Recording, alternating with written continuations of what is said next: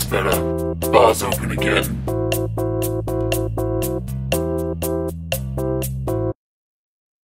Hi, my name's Kai, and when I'm not doing self-referential voiceovers with generic Kickstarter music, I make puzzle games for a small indie startup company called Intuit by Design. We at Intuit by Design have always loved games like Grim Fandango, Broken Age, and Day of the Tentacle by amazing companies like Citation Needed and Look This Up Later, and we've always dreamed of making our own point-and-click adventure. I actually became a game developer because of people like Ron Gilbert and Tim Schafer, so now that I get to make my own adventure game, it's really exciting.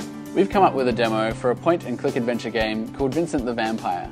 When Kai came to us with an idea for an adventure game, we saw something quite special and we started working on it straight away. We've put a lot of work to this game, but if it doesn't get backing, then it won't get made. But that's why we're here. So let me tell you about the game.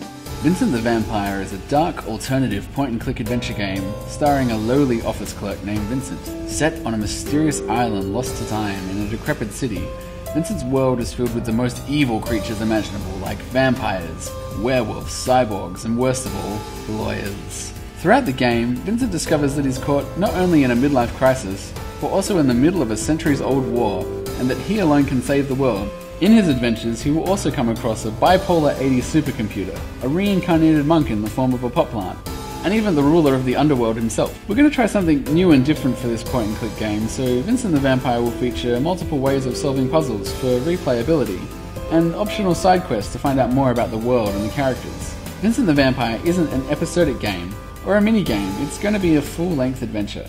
The story, puzzles, and gameplay are all entering final stages, but there are some aspects that we need help with, like art, music, and voice acting.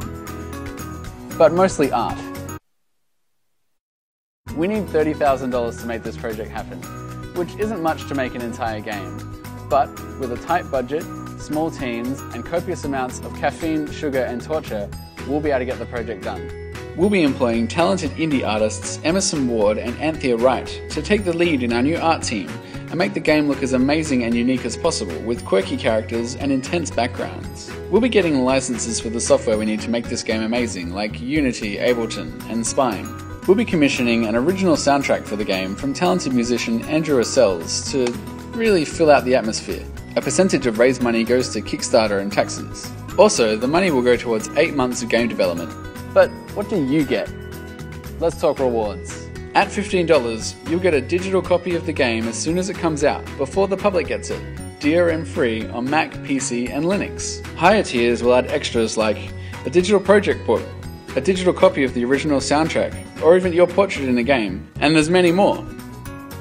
Learning to make games is a long and difficult process, and there aren't any tutorials on how you can take your game all the way from concept to release. So we're not only going to show you how we make our game, but we're going to teach you how to make your own point-and-click adventure with a video tutorial series, without any need for programming. You'll be able to make your own game and maybe launch your own Kickstarter. We're going to put everything we've got into Vincent the Vampire, so please back us today and share this with your friends on Facebook and Twitter. So me and the team would like to say, thank you for supporting this project. And really, now that we've thanked you, there's an obligation for you to support the project, otherwise we just thanked you for nothing.